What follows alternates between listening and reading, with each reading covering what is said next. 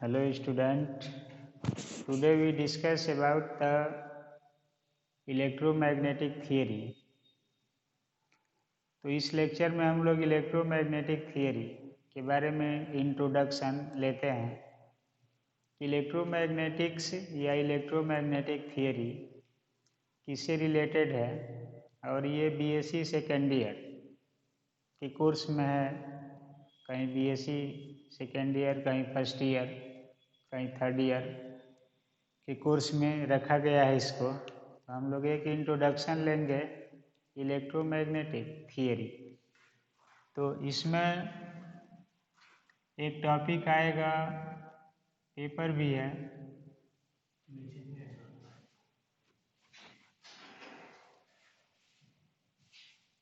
Electromagnetic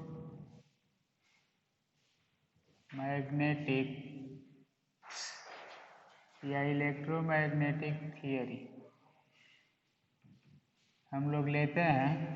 electromagnetic theory क्या है, तो इसको समझने के लिए हम लोग तीन चीज़ के बारे में एक्सप्लेन करते हैं इसमें। इलेक्ट्रिसिटी, मैग्नेटिज्म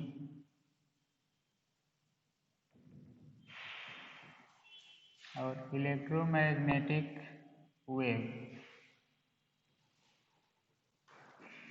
तो इलेक्ट्रोमैग्नेटिक थियरी इसी से प्रोग्रेस आर्डर में बढ़ी है और इसी से कोई भी समझता है इसको कि कैसे थियरी ये डेवलप की गई है। तो देखिए, इसमें हम लोग इंट्रोड्यूस करते हैं इलेक्ट्रोमैग्नेटिक थियरी किससे रिलेटेड है और इसमें किस चीज़ की एक्सप्लेनेशन की जाती है।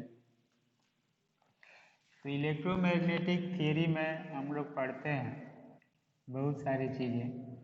एक इसमें टर्म हम लोग एक्सप्लेन कर रहे हैं, जैसे इलेक्ट्रिसिटी का जो फंडामेंटल लॉ है वो हमारा है कूलम्ब्स लॉ।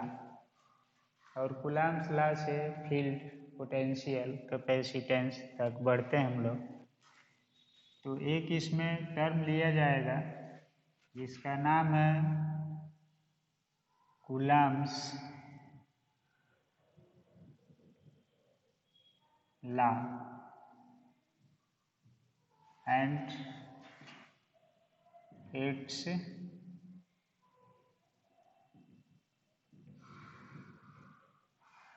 सिग्निफिकेंस। किसी के लिए इम्पॉर्टेंट है। कूलम्ब्स लॉ इलेक्ट्रिसिटी का मेन रूल है जिससे हम लोग बहुत कुछ सीखते हैं। बहुत से टर्म इसी से रिलेटेड फाइंड किए जाते हैं। ये लॉ 1785 में इंट्रोड्यूस किया गया था और इसमें ये कहा गया जैसे कि चार्ज क्या क्या कर सकता है। तो चार्ज है जो अट्रैक्शन रिपल्सन फोर्स प्रोड्यूस करता है। तो हम लोग इसको दो केस में एक्सप्लेन करते हैं। एक केस है कि चार्ज व्हेन एयर और वैक्यूम इज प्रेजेंट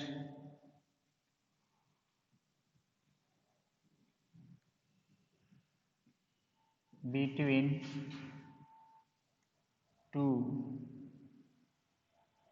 चार्जेस। जैसे मान लीजिए कि एयर है, हम लोगों के चार्ज है ये इस तरह से, और इनके बीच में एयर है या वैक्यूम है। एक चार्ज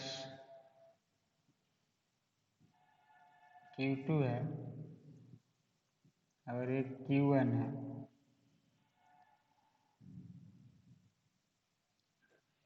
और इनके बीच में एयर या वैक्यूम है जिसका K अप्रॉक्सीमेटली इक्वल 1 है और इनके बीच का डिस्टेंस है R।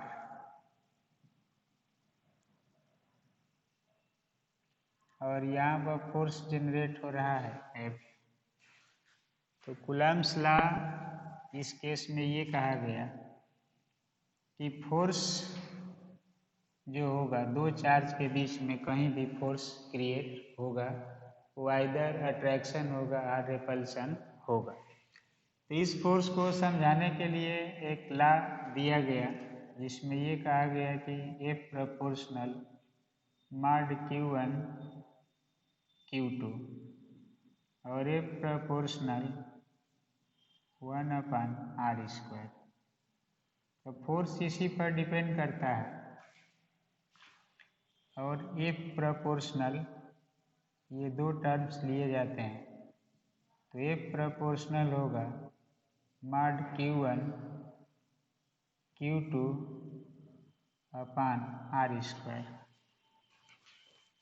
या इसको हम लोग यहाँ से इक्वेट करते हैं तो F प्रोपोर्शनल को हटाते हैं तो ये कांस्टेंट लेते हैं, जो सब लोग पढ़ते हैं इसको free space Q1 Q2/r²। Q1 Q2 को हमेशा मैग्नीट्यूड फॉर्म में लिया जाता है, तो इतना होगा equation first, where 1/4 pi epsilon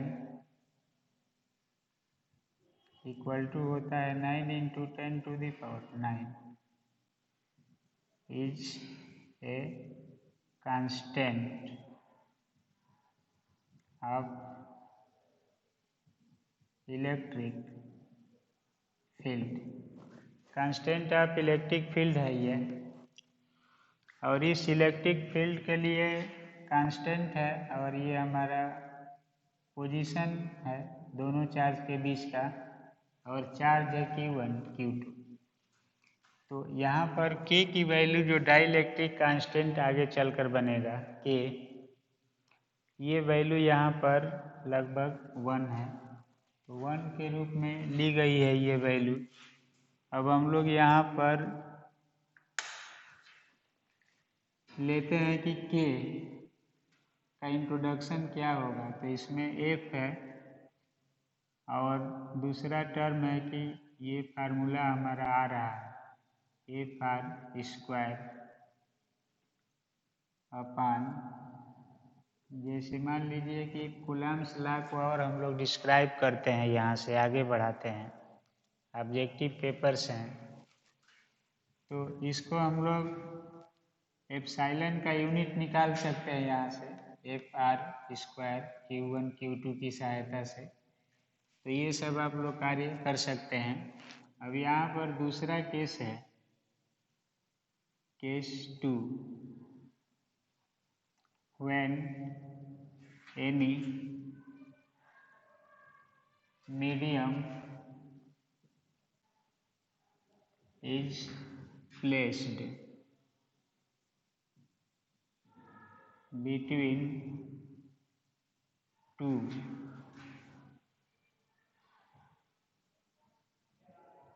charges. जैसे मान लीजिए कि हम लोग दो चार्ज है Q1 और ये Q2, इनके बीच में कोई मीडियम ऐसे ले लिया जाए, जैसे मान लीजिए कोई भी मीडियम है,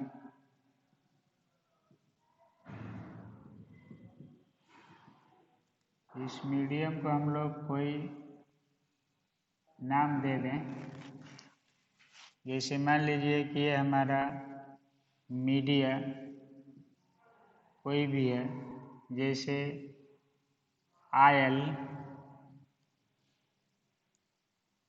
वाटर,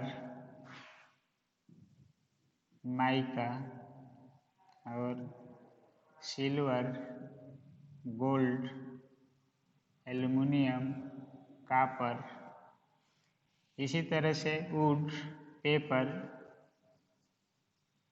ग्लास, कुछ भी रख दें etc, कोई ना कोई मीडियम इसमें पुट अप कर दिया जाए।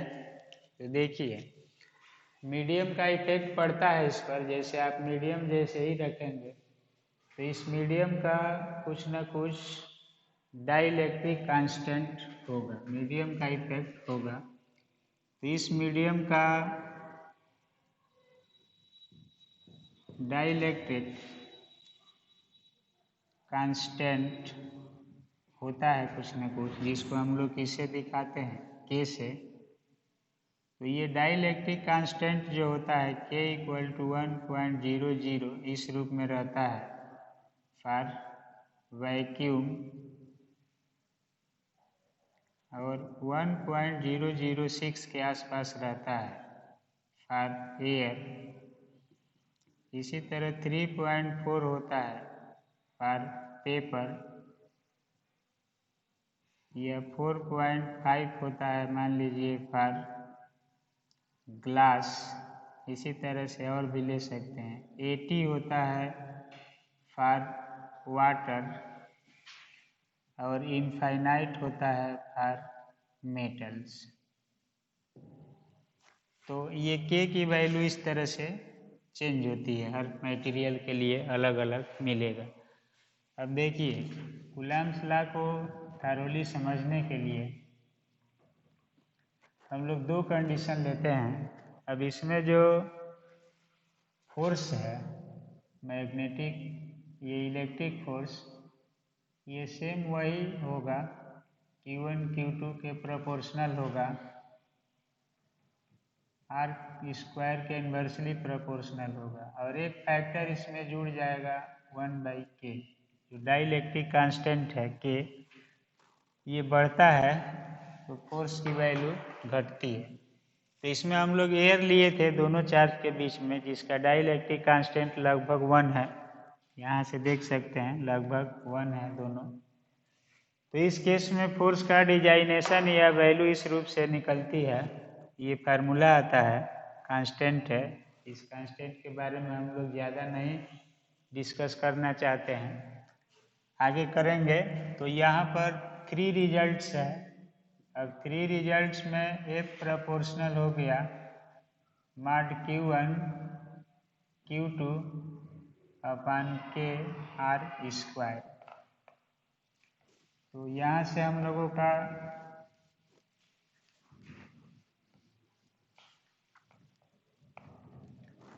जो रिजल्ट आता है, अब फिर इसको एक कांस्टेंट लेते हैं, वही जो free space Gaussian unit MKS unit में, इसको मॉड है Q1 Q2 upon k r square लिख देते हैं, या इसको लिखा जाता है 1/4 pi epsilon k Q1 Q2 upon r square. अब इसको लिखा जाता है 1/4 pi epsilon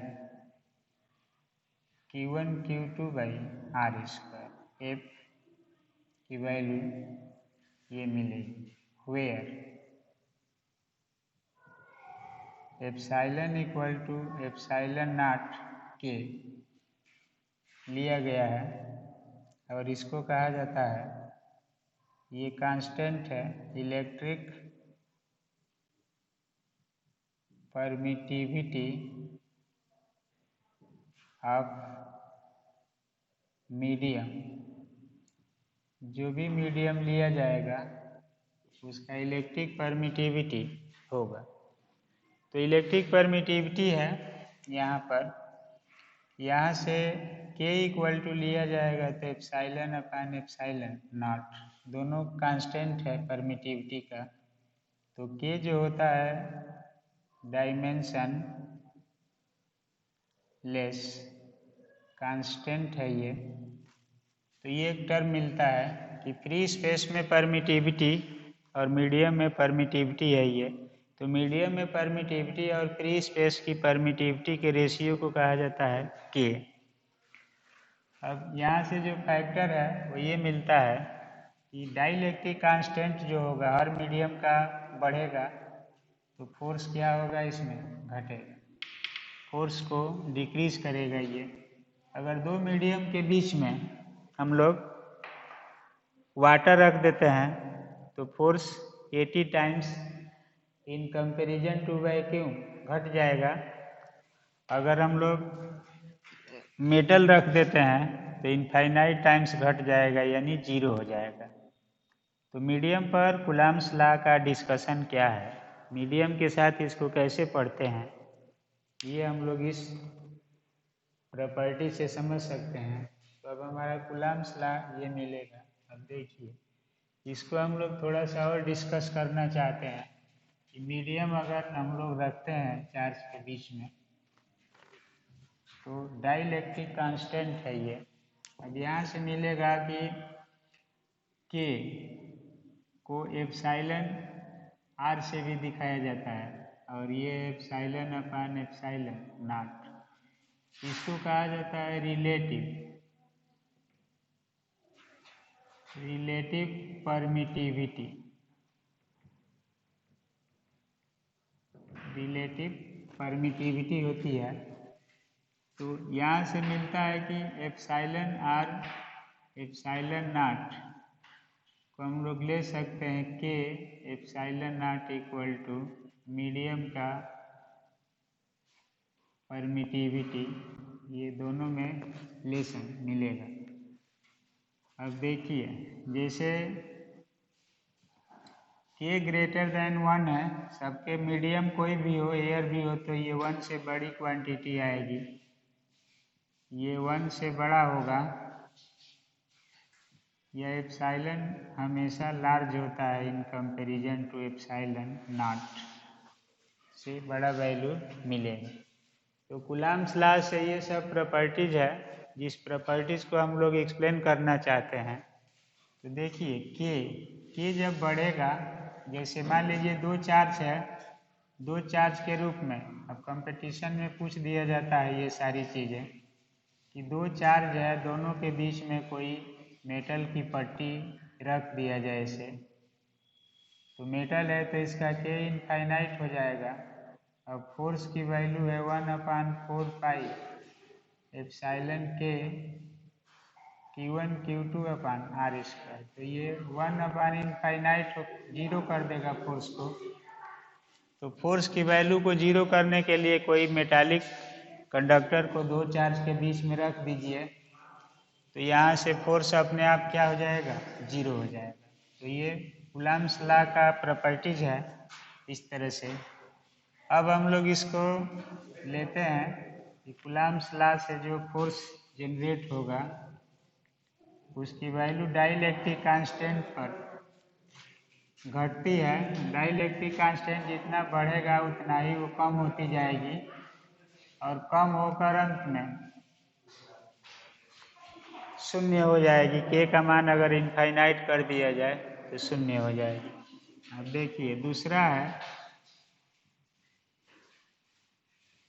again F air upon F medium.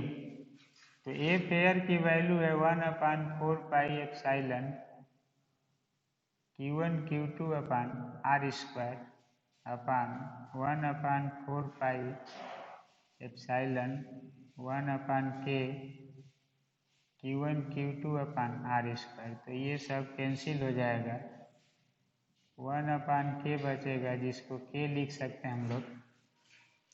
तो डाइलेक्ट्रिक कांस्टेंट की जो वैल्यू होती है यहाँ से F air upon F medium equal to K है, ग्रेटर देन 1 है, या F A greater than F M. तो मीडियम में फोर्स जो होगा फ्री स्पेस में फोर्स से बहुत कम मिलेगा। तो एयर में दो चार्ज के बीच में अगर एयर है, उसके स्थान पर एल्युमिनियम की शीट रख दिया जाए या कोई मीडियम रख दिया जाए, तो उस फोर्स की वैल्यू क्या हो जाएगी, जीरो हो जाएगी या बहुत कम हो जाएगी। तो इस कमी का variation matter to matter dielectric constant से करा सकते हैं। तो किसी भी चार्ज के बीच में अगर हम लोग कोई मीडियम रखते हैं तो वहाँ पर कूलम्ब्स लॉ चेंज होता है। डाइलेक्ट्रिक कांस्टेंट के कारण फोर्स घट जाता है, और इस घटे हुए फोर्स के लिए हम लोग ये टर्म लेते हैं कि वैल्यू क्या होगी। देखिए, ये हो गया हमारा कूलम्ब्स लॉ से रिलेटेड। अब हम देखते हैं कि चार्ज डिस्ट्रीब्यूशन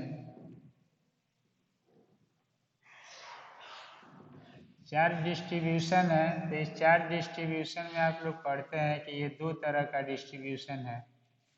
एक को कहते हैं डिस्क्रीट डिस्ट्रीब्यूशन,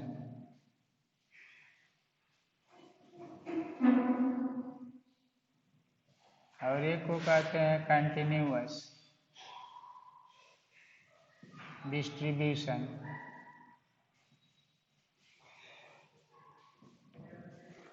तो देखिए डिस्क्रीट का मीनिंग है कि टू चार्ज सेपरेटली ऐसे आइडेंटिफाई हो जाएगा, अलग अलग होगा, तो इनके बीच का सेपरेशन अलग अलग होगा। ऐसे इनको आप अलग अलग देख सकते हैं।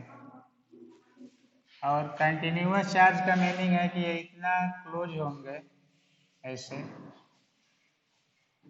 इनके बीच का डिस्टेंस आइडेंटिफाई करना थोड़ा सा मुश्किल होगा।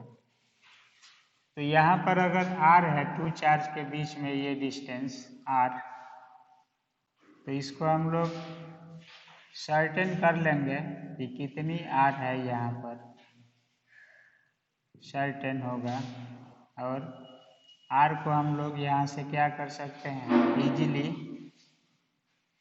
r is easily find, r easily find हो जाएगा। तो हम लोग कूलम्ब्स लॉ को लगा सकते हैं कि F प्रोपोर्शनल 1/r²। तो कूलम्ब्स लॉ भी इसमें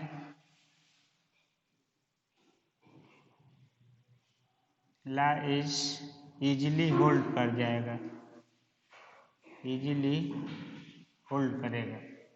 लेकिन जब इसमें हम लोग r फाइंड करेंगे दो चार्ज के बीच में, तो r जो होगा जल्दी क्लियर नहीं होगा, कितना है, अनसर्टेन होगा। तो F प्रोपोर्शनल 1/r², ये भी अनसर्टेन होने लगेगा। यानी इसमें जो कूलम्ब्स लॉ है, कूलम्ब्स लॉ, ये लॉ हमारा क्या होने लगेगा, कॉम्प्लिकेटेड होने लगेगा, इज कॉम्प्लिकेटेड।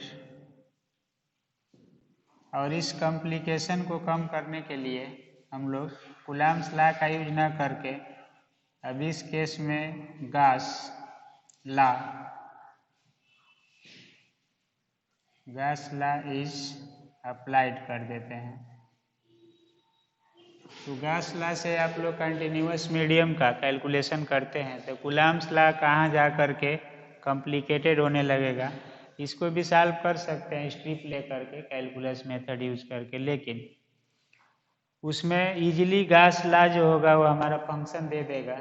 तो कॉम्प्लिकेटेड लॉ का यूज ना करके गॉस लॉ का यूज करके कंटिन्यूअस चार्ज डिस्ट्रीब्यूशन सिस्टम का इलेक्ट्रिक फील्ड पोटेंशियल हम लोग आसानी से काउंट कर लेते हैं।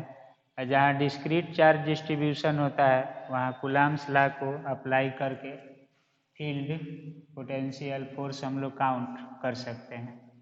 तो कूलम्ब्स लॉ कहाँ चल करके लिमिटेशन में आ जाएगा, डिफ़िकल्ट हो जाएगा, ये एक चार्ज डिस्ट्रीब्यूशन से पता चल जाएगा। तो यहाँ पर हम लोग कूलम्ब्स लॉ को कहाँ पर यूज करेंगे, कहाँ पर जाकर ये डिफ़िकल्टी प्रोड्यूस करेगा। तो ये छोटे छोटे टर्म्स है कूलम्ब्स लॉ को समझने में, यूज करने में, जिसको किसी भी इलेक्ट्रिसिटी को पढ़ने वाला तो आना चाहिए कि क्या इसमें टर्म लिया गया है, कौन कौन से कंडीशन है। अब देखिए कूलम्ब्स लॉ होता है तो इसमें हम लोग किसके बारे में पढ़ते हैं, फोर्स। तो ये फोर्स बताता है, और फोर्स किस पर डिपेंड करेगा, तो आर है डाइलेक्ट्रिक कांस्टेंट है मीडियम का, और एक है डिस्टेंस बिटवीन टू चार्जेस। तो अब हम लोग जो डिस्टेंस है, फोर्स है, इसकी सहायता से कुछ टर्म निकालते हैं। जैसे मान लीजिए कि हमारा चार्ज है, तो ये चार्ज निगेटिव होता है और पॉजिटिव होता है। तो पॉजिटिव का मतलब है कि ये Na है, मान लीजिए कि प्लस हुआ है, और Cl है ये माइनस हुआ है। इसका मीनिंग है कि Na से इलेक्ट्रॉन निकल कर इस पर जा रहा है E। तो पॉजिटिव हुआ है ये और ये निगेटिव हुआ है, तो इस पर हम लोग क्या कहते हैं, इलेक्ट्रॉन की लाइकनेस होगी, लाइकनेस ऑफ इलेक्ट्रॉन होगा, और यहाँ पर इलेक्ट्रॉन एक्सेस होगा, एक्सेस ऑफ इलेक्ट्रॉन।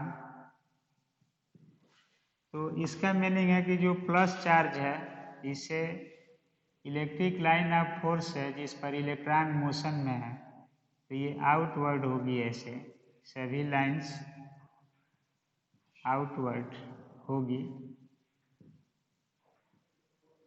तो ये आउटवर्ड हो गई। और जो माइनस है इस पर इनकमिंग होगी, ये जा करके यहाँ पर मिलेगी ऐसे।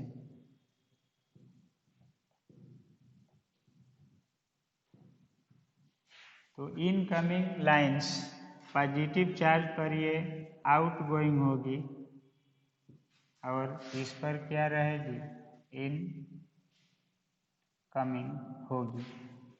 तो इलेक्ट्रिक लाइन ऑफ फोर्स का ओरिजिन है ये कि प्लस होगी तो आउटवर्ड होगी, माइनस होगी तो इनवर्ड होगी, तो इनके बीच में फोर्स लगेगा। जैसे ये फोर्स लग रहा है यहाँ पर एक, अगर हम लोग इसी दोनों को कर दें कि एक प्लस है और ये भी प्लस है, तो ये लाइन रेपल होगी ऐसे, प्लस से इलेक्ट्रॉन प्लस पर नहीं जा पाता है, तो उस कंडीशन में न्यूट्रल पॉइंट मिलेगा। अगर माइनस माइनस है ये, तो ये भी लाइन्स ऐसे आ रही है यहाँ पर, माइनस कहीं से इस तरह से आएगी, तो फिर यहाँ न्यूट्रल पॉइंट मिलेगा। इसका मतलब है कि अगर ये Q2 चार्ज है, ये Q1 है और यहाँ पर कोई Q चार्ज रख दिया जाए, तो इस Q चार्ज पर फोर्स क्या हो जाएगा, जीरो। तो जब फोर्स जीरो हो जाएगा तो उसी समय न्यूट्रल पॉइंट एग्जिस्ट करेगा यहाँ पर। तो इसमें क्वेश्चन करते हैं हम लोग, तो न्यूट्रल पॉइंट कहाँ पर होगा, तो जब चार्ज होते हैं, जैसे मान लीजिए कि हमारा न्यूट्रल पॉइंट है, जैसे ये डिस्ट्रीब्यूट किया गया कि कूलम्ब्स लॉ कहाँ पर लिमिट में आ जाएगा, ये फंक्शन हम लोग समझ रहे थे। उसी तरह से देखिए इसमें जैसे हमारा चार्ज सिस्टम है, तो चार्ज सिस्टम में एक प्लस चार्ज सिस्टम है और एक माइनस है, या इसको कह सकते हैं कि लाइक चार्जेज हैं और एक डिसलाइक चार्जेज हैं। डिसलाइक चार्जेस, तो लाइक का मतलब प्लस प्लस होगा या माइनस माइनस होगा, इसका एक सिस्टम होगा, ये अपने सिस्टम में होगा। और डिसलाइक का मतलब है कि एक प्लस है और एक माइनस है, तो ये भी अपने सिस्टम में होगा। अब इनका जो न्यूट्रल पॉइंट होगा, बीच में कहीं भी फोर्स जीरो नहीं होगा, तो इसका न्यूट्रल पॉइंट बीच में एब्सेंट रहेगा। इसमें न्यूट्रल पॉइंट जो होगा एब्सेंट होगा, और इस तरह के चार्ज में न्यूट्रल पॉइंट जो होगा बीच में दोनों में प्रेजेंट होगा।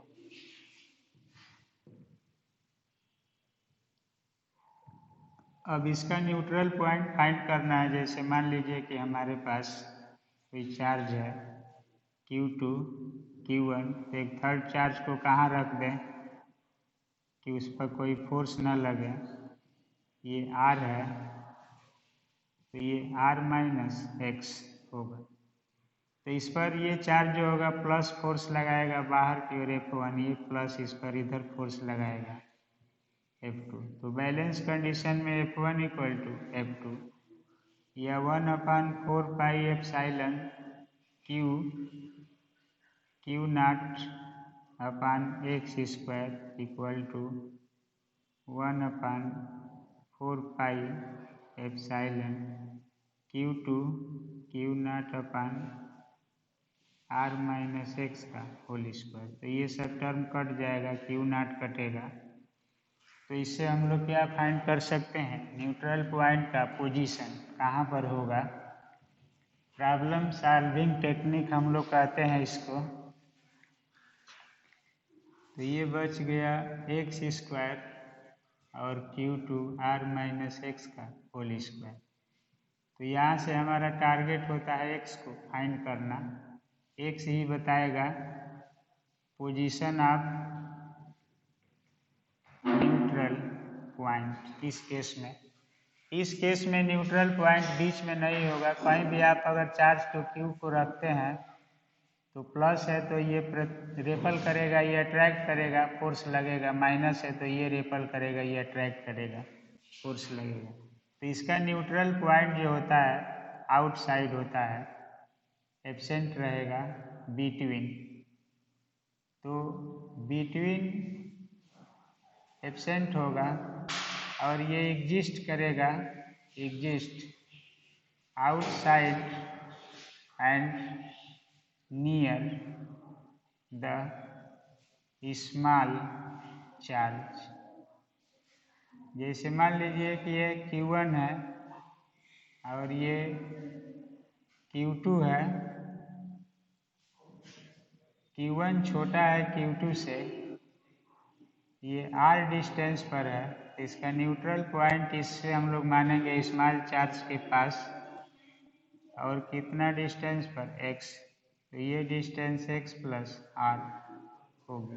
अब यहाँ पर कोई चार्ज रखते हैं तो उस पर ये चार्ज जो होगा Q नॉट है अगर, तो ये चार्ज इसको रेपल करेगा और ये चार्ज इसको, मान लीजिए एक प्लस है और एक माइनस है, तो ये अट्रैक्ट करेगा ये। तो फिर यहाँ पर एक फोर्स F1 होगा, एक F2 होगा, फिर F1 बराबर F2 होगा। फिर दोनों वैल्यू को रख देंगे और इसी तरह से सॉल्व करेंगे। तो यहाँ भी हम लोग किसका पोजीशन निकालते हैं, x। तो न्यूट्रल पॉइंट का पोजीशन इसमें आउटसाइड होगा और near to the small charge होगा और इसमें बिटवीन होगा और किसी चार्ज से कितना डिस्टेंस पर होगा, ये हम लोग कूलम्ब्स लॉ से फाइंड कर सकते हैं। अब जब हम लोगों को कूलम्ब्स लॉ किस कंडीशन में लगाना है और इसे क्या फाइंड करना है, फ्री स्पेस में क्या होगा, मीडियम में क्या होगा, चार्ज डिस्ट्रीब्यूशन कंटिन्यूअस होगा तो क्या होगा, चार्ज डिस्ट्रीब्यूशन डिस्क्रीट होगा तो क्या होगा। कूलम्ब्स लॉ के लिए अगर हम लोग लाइक चार्ज है तो इसका न्यूट्रल पॉइंट कहाँ होगा, डिसलाइक चार्ज है तो उसका न्यूट्रल पॉइंट कहाँ होगा, सब फाइंड करते हैं। और ये भी है कि न्यूट्रल पॉइंट जो होगा किसके लिए कहाँ पर एग्जिस्ट करेगा, बीच में किसके कारण होगा, आउटसाइड किसके कारण होगा। तो ये सारी प्रॉपर्टी हम लोग एक्सप्लेन कर सकते हैं। दूसरा इसका कंसेप्ट ये मिला कि कूलम्ब्स लॉ डिस्क्रीट चार्ज के लिए तो इजी है, लेकिन कंटिन्यूअस चार्ज के लिए डिफ़िकल्ट हो जाता है। तो इस डिफ़िकल्टी को दूर करने के लिए कूलम्ब्स लॉ के स्थान पर हम लोग किसका यूज करते हैं, गॉस लॉ। तो गॉस लॉ की ओरिजिन क्या होगी, कूलम्ब्स लॉ का लिमिटेशन क्या होगा, इसे फाइंड कर सकते हैं। पुनः डाइलेक्ट्रिक मीडियम में कूलम्ब फोर्स कैसे जो होगा डिफेक्टेड होगा या इफेक्टेड होगा, और उसको हम लोग कैसे ऑब्जर्व करेंगे डाइलेक्ट्रिक कांस्टेंट के टर्म में के। तो के का नेचर क्या होगा, अलग अलग मटेरियल के लिए अलग अलग होगा। ये फोर्स को कैसे प्रभावित करेगा, ये हम लोग एक्सप्लेन किए इस लेक्चर में। तो ये सारी प्रॉपर्टी आप अगर इस तरह से कूलम्ब्स लॉ को समझते हैं तो प्रॉब्लम सॉल्विंग टेक्निक तक पहुंच जाएंगे। आप इससे फोर्स की वैल्यू निकालते हैं, रिजल्टेंट फोर्स निकालते हैं कि कब रिजल्टेंट फोर्स जो होगा मैक्सिमम होगा, कब मिनिमम होगा, कहाँ पर दोनों के डिफरेंस के बराबर मिलेगा, कहाँ पर ऐड होकर के मिलेगा। तो ये सब प्रॉपर्टीज हम लोग फाइंड कर सकते हैं। जैसे मान लीजिए कि हमारे पास एक प्लस चार्ज है और एक माइनस चार्ज है, Q1 Q2। एक चार्ज बीच में रखना है हमको, तो इस पर ये चार्ज जो होगा प्लस है और ये माइनस है, तो ये प्लस इसको रेपल करेगा और माइनस इसको अट्रैक्ट करेगा। तो एक फोर्स F1 होगा और एक F2, रिजल्टेंट फोर्स हो जाएगा F1 प्लस F2। अगर यही माइनस है तो माइनस को रेपल करेगा ये और प्लस इसको अट्रैक्ट करेगा, तो फोर्स का रुझान इस डायरेक्शन में हो जाएगा, प्लस है तो इस डायरेक्शन में हो जाएगा। तो इस तरह से रिजल्टेंट फोर्स निकालते हैं किसी भी चार्ज सिस्टम के लिए कूलम्ब्स लॉ की सहायता से। तो इस लेक्चर में हम लोग ये डिस्कस कर रहे हैं कि कूलम्ब्स लॉ क्या होगा और उसका यूजुअल सिग्निफिकेंस क्या होगा, कैसे यूज करेंगे हम लोग। तो ये कूलम्ब्स लॉ से सारी प्रॉपर्टी चार्ज की निकालते हैं, प्रॉब्लम सॉल्विंग टेक्निक तक पहुंचते हैं। अब इसके बाद फोर्स अगर पता हो जाए चार्ज के पास, तो फोर्स पर यूनिट चार्ज हम लोग निकालते हैं, उसको इलेक्ट्रिक फील्ड कहते हैं। और वर्क पर यूनिट चार्ज निकालते हैं, इसको कहते हैं इलेक्ट्रिक फील्ड। तो इसको हम लोग काउंट कर सकते हैं। अगर पोटेंशियल पता है तो कैपेसिटेंस भी निकाल सकते हैं Q/V। तो रेस्ट चार्ज के लिए हम लोग पढ़े थे कि 4 टर्म काउंट होते हैं, F, E, V और C इलेक्ट्रोस्टैटिक्स में। तो ये सबका ओरिजिन या सिस्टम बनाने के लिए हम लोग किसके पास पहुंचते हैं, कूलम्ब्स लॉ, और वही बताता है कि इनका कैलकुलेशन कैसे करना है। तो इलेक्ट्रोस्टैटिक्स के स्टार्टिंग में कूलम्ब्स लॉ, गॉस लॉ का यूज होता है और यही इलेक्ट्रोमैग्नेटिक थियरी की ओरिजिन बताते हैं कि कैसे इलेक्ट्रोमैग्नेटिक थियरी कामयाब हुई है और उनका सिस्टम क्या है। तो कूलम्ब्स लॉ से चलकर हम लोग फील्ड, पोटेंशियल, कैपेसिटेंस फाइंड करते हैं। उसके बाद चार्ज जब मोशन में आ जाता है इलेक्ट्रोडायनेमिक्स में, तो करंट प्रोड्यूस करता है, मैग्नेटिज्म प्रोड्यूस करता है। तो उसको कंट्रोल करने के लिए Ampere's law, Biot Savart law, Ohm's law, Faraday law, Lenz law, Fleming's rule, इन सब के पास हम लोग जाते हैं तो हमें प्रॉब्लम टेक्निक सॉल्व करने के लिए कुछ मेथड मिलते हैं और इसमें हम लोग कूलम्ब्स लॉ और गॉस लॉ की टेक्निक से ही काम करते हैं। तो इस लेक्चर में हमने ओरिजिनेट किया इलेक्ट्रोमैग्नेटिक थियरी का origin, charge, Coulomb's law, force, force का रिजल्टेंट, न्यूट्रल पॉइंट किसका कहाँ होगा, फील्ड ऑफ लाइंस जो होगी Q प्लस से आउटवर्ड होगी, Q माइनस की ओर इनवर्ड होगी। ये सब चीज़ों को हम लोग क्या किए, एक्सप्लेन किए। तो इस लेक्चर में हम लोग इतना डिस्कशन किए। अब अगले लेक्चर में हम लोग फील्ड पोटेंशियल में रिलेशन के बारे में डिस्कशन करेंगे कि अगर F है तो आप लोग पढ़े कि F इक्वल टू हम लोग ले सकते हैं QE, एक रिलेशन मिल जाएगा। अगर यहाँ पर है कि हमारे पास पोटेंशियल है तो Q के साथ या फोर्स के साथ क्या रिलेशन मिलेगा, तो F इंटू आर लिख सकते हैं इसको, Q0, इससे भी मिल जाएगा रिलेशन। तो ये सब प्रॉपर्टीज एक दूसरे से रिलेट होती जाएगी। फोर्स इलेक्ट्रिक फील्ड से रिलेट है, ये इससे रिलेट है, ये इससे रिलेटेड है, और सब मिलकर के इलेक्ट्रोस्टैटिक सिस्टम जनरेट कर देते हैं। तो उस जनरेशन को ही हम लोग कैलकुलेट करते हैं, force, field, potential, capacitance, by using the Coulomb's law as well as Gauss law. तो इस लेक्चर में हम लोग इतना ही डिस्कस करेंगे। अब अगले लेक्चर में हम लोग डिस्कस करेंगे relation between electric field and potential. तब तक के लिए ओके, थैंक यू।